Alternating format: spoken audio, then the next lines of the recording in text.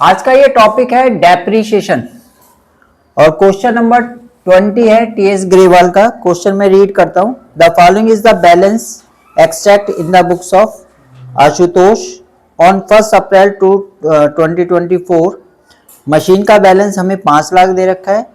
Provision for depreciation हमें 2,25,000 दे रखा है। The machinery is depreciated by 10% fix installment method.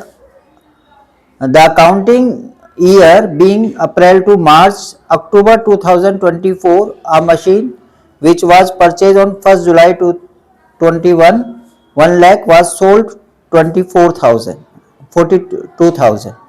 On the same date, a fresh machine was purchased of rupees 2 lakh. Prepare the machinery account and provision for depreciation account. तो जब भी आप depreciation accounts के questions करते हैं तो machinery हम दो तरीके से बनाते हैं। मशीनरी अकाउंट को बनाने के दो तरीके हैं, एक होता है एट कॉस्ट पर और एक होता है नेट पर। अब हमें कैसे पता लगेगा क्वेश्चन में जो अकाउंट्स हमें दे रखे हैं वो नेट पर है या कॉस्ट पर है?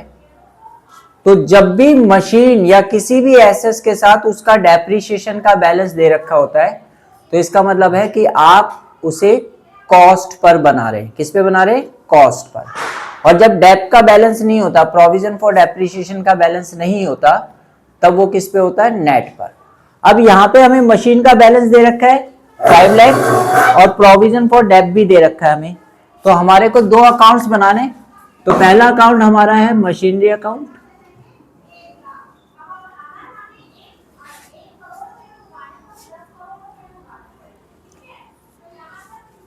ये हमारा मशीनरी अकाउंट है। डेबिट क्रेडिट, यहां आपकी date, particulars, date, particulars, amount.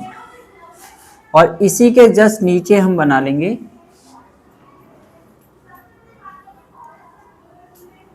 Provision for depreciation account.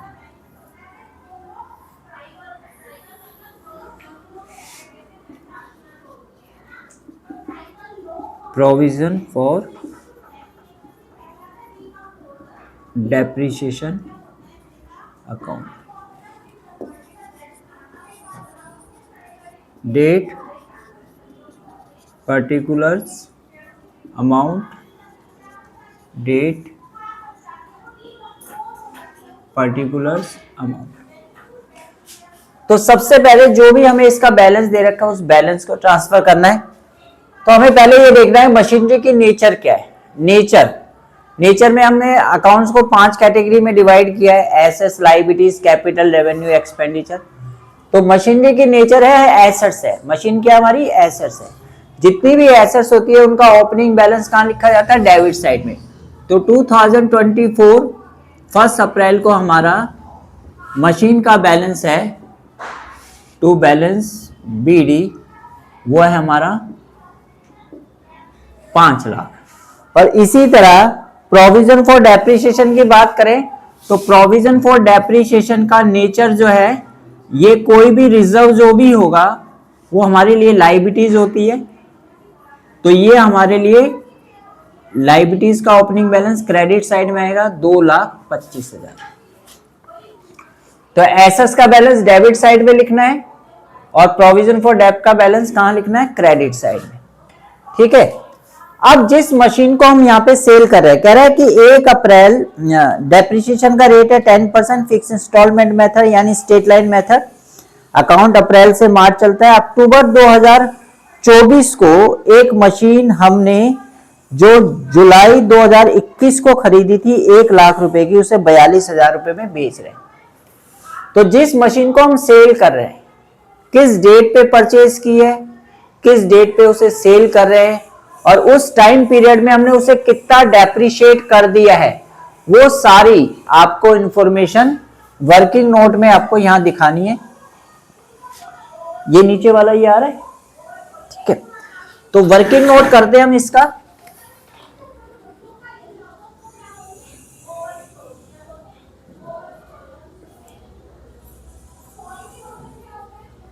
Calculation of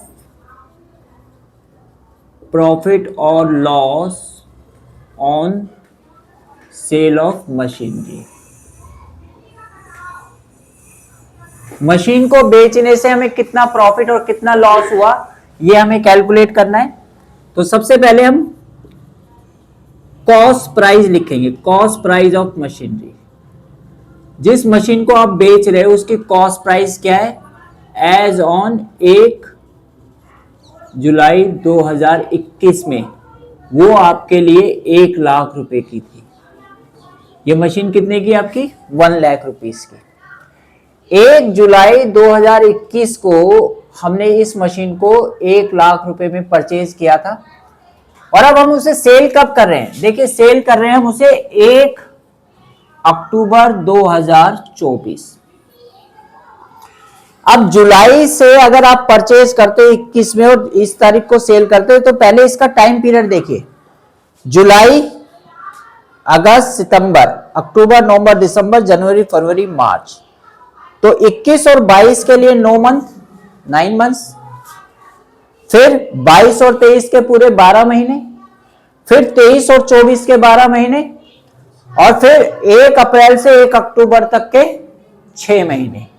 तो आपका यहां पे जो डेप लगेगा वो किस तरह से लगेगा वो देखिए, less depreciation at the rate 10% by state line method from 1 जुलाई 2021 से कब तक, 1 अक्टूबर, 1 अक्टूबर 10वां महीना होता है 2024 तक। तो देखिए हम अगर ईयर को देखें तो सबसे पहला ईयर हमारा 2021 और 22 है, 21 और 22। 21 और 22 के अंदर जुलाई, अगस्त, सितंबर, अक्टूबर, नवंबर, दिसंबर, जनवरी, फरवरी, मार्च, ये आएगा, नहीं आ रहा ये, इसको थोड़ा सा नीचे कर दो, कोई दिक्कत नहीं।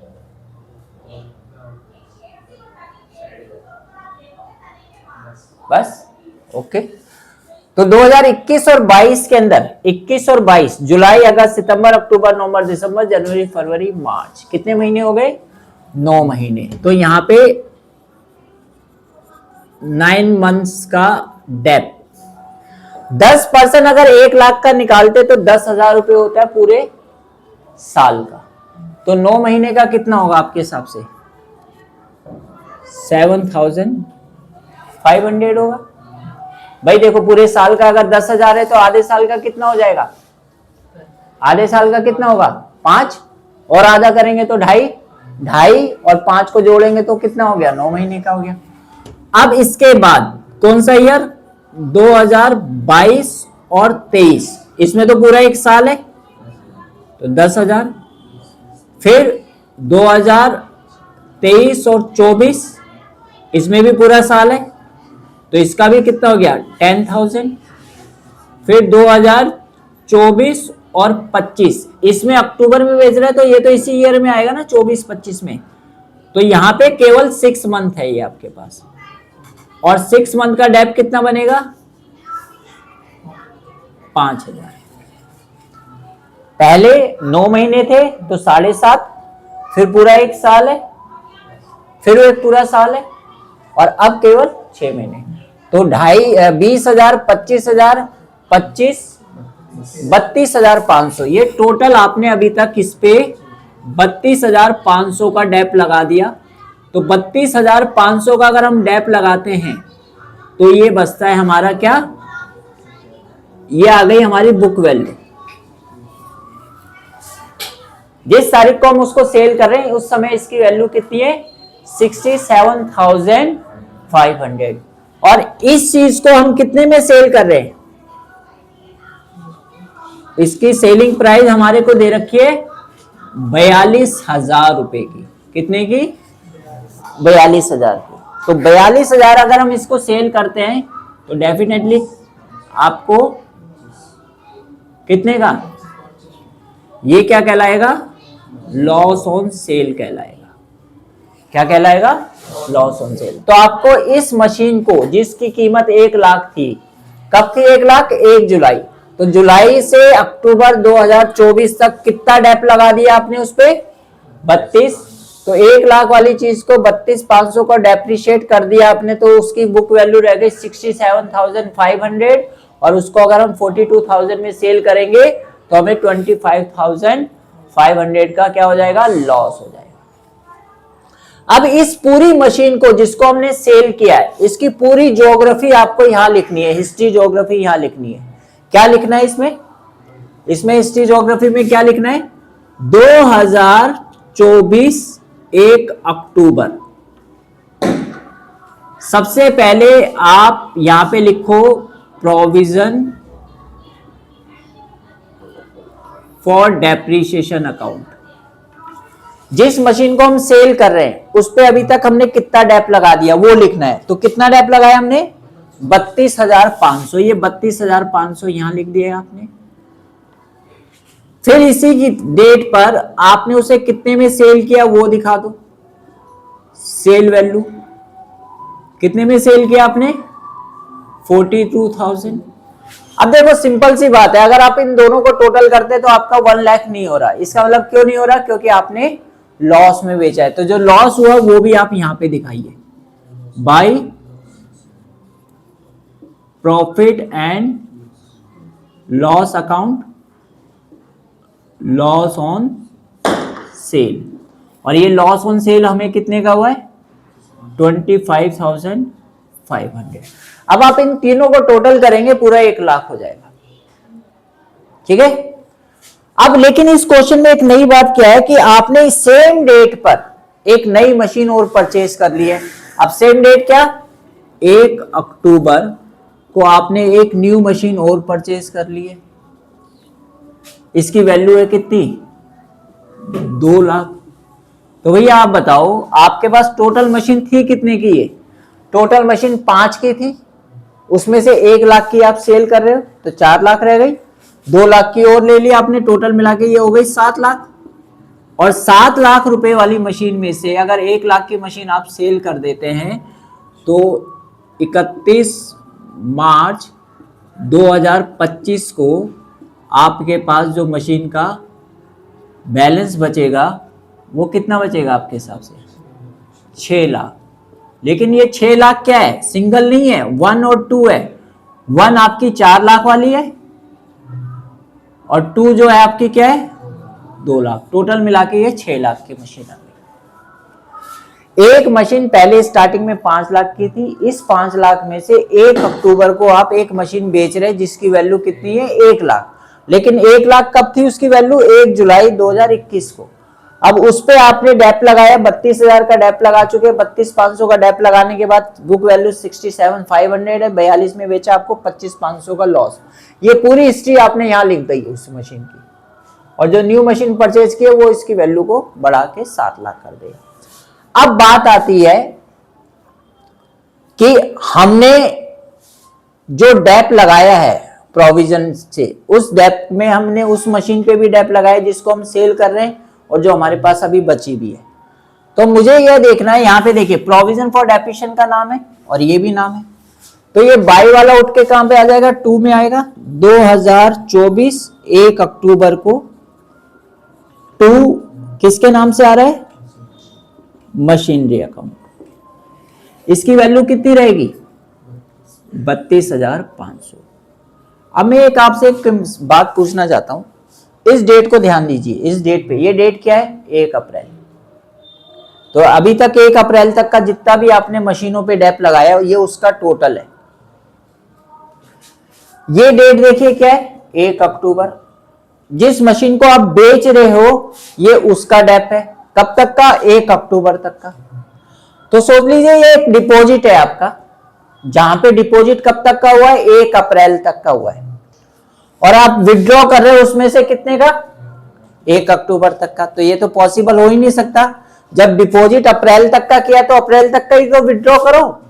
लेकिन यहां पे आपने अप्रैल से भी एक्स्ट्रा मंथ का विड्रॉ कर लिया, तो उसका मतलब आपको वो विड्रॉ जो किया है, वो एक्स्ट्रा जो विड्रॉ किया आपने अप्रैल टू अक्टूबर तक के टाइम का, उसका डेप आपको यहाँ पे लगाना है।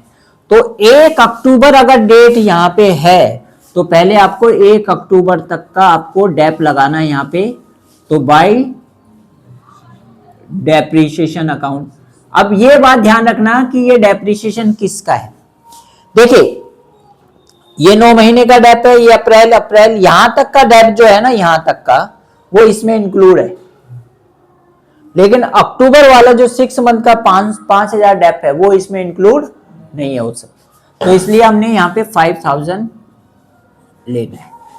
ये जिस मशीन को हम सेल कर रहे हैं उसको कब डेट को सेल कर रहे हैं, ध्यान रखना एक बात, अगर ये डेट और ये डेट सेम है, ये डेट सेम है, जैसे ये अप्रैल है और ये भी अप्रैल है, तो यहां कोई डेप नहीं आएगा अभी। लेकिन ये डेट अप्रैल से एक्स्ट्रा है तो आपको पहले उसका डेप यहां लगाना पड़ेगा, जिस भी एसेट को आपने सेल किया उसका डेप यहां रखना पड़ेगा। ठीक है, अब आपने मशीन को सोल्ड आउट कर दिया, उस पर कोई डेप लगाने की जरूरत नहीं है। ये किसका है टोटल डेप 32,500, जिस मशीन को आपने सेल किया है। ठीक है, उसका डेप आपने यहां पे लगा के जो भी था वो निकाल लिया। अब बात आती है जो आपके पास रिमेनिंग बच गई 2025 31 मार्च को आप उस पे डेप लगाओगे, तो बाय डेप्रीशिएशन अकाउंट। लेकिन अब आपके पास मशीन एक नहीं है, मशीनें 2 हैं। कौन कौन सी मशीन, एक 4 लाख वाली मशीन है और एक 2 लाख वाली। 4 लाख वाली मशीन आपके पास स्टार्टिंग वाली मशीन है जो 5 लाख की थी। तो अप्रैल से मार्च पूरा ईयर हो गया, तो पूरा ईयर का डेप कितना आएगा 4 लाख का, 10% कितना होगा 40,000 हो जाएगा। लेकिन जो सेकंड मशीन आपने परचेज की है उसकी डेट देखो क्या है, 1 अक्टूबर। तो अक्टूबर से मार्च तक चलेंगे तो कितने मंथ हुए, अक्टूबर नवंबर दिसंबर जनवरी फरवरी मार्च, 6 मंथ। तो हम यहां लिख देंगे 4 6 मंथ। और 6 मंथ का डेप क्या आएगा बेटा, 2 लाख का 10% कितना होता है 20,000, तो कितना हो जाएगा 10,000 6 मंथ का। और ये टोटल मिला के कितना हो गया 50। तो अब आप इसको टोटल कीजिए, कितना हो गया ये 2,80,000। और 2,80,000 में से आपने 32,000 रुपए का डेप निकाल चुके हो। तो 2025 31 मार्च को आप यहां क्या लिखेंगे, to balance CD balancing figure. ये भी बैलेंसिंग फिगर ही आपकी लिखना चाहो तो, ठीक है। 5 10 1 7 3 7 10 1 4 4 4 2,47,500। ठीक है, तो इस क्वेश्चन में आपको 2 अकाउंट दे रखे थे, एक दे रखा था मशीनरी अकाउंट, एक दे रखा था provision for depreciation account. Machine का ओपनिंग बैलेंस डेबिट साइड में, प्रोविजन का ओपनिंग बैलेंस क्रेडिट साइड में। अब एक मशीन को हम बेच रहे हैं जिसकी वैल्यू 1 लाख है, 1 लाख वाली मशीन की बुक वैल्यू 1 लाख है, कॉस्ट 1 लाख है। 1 जुलाई 2021 से 1 अक्टूबर 2024 तक कितने मंथ होते हैं, फर्स्ट ईयर में 9 मंथ का डेप्रिसिएशन लगेगा, फिर नेक्स्ट का 12 मंथ का, फिर 12 मंथ का, और लास्ट वाले मंथ में 6 मंथ का। टोटल डेप आपका 32,500 लग चुका है। 32,500 घटाने के बाद उसकी बुक वैल्यू रह गई 67,500, उसमें से 42,000 सेलिंग प्राइस है, घटाएंगे 25,500 का लॉस।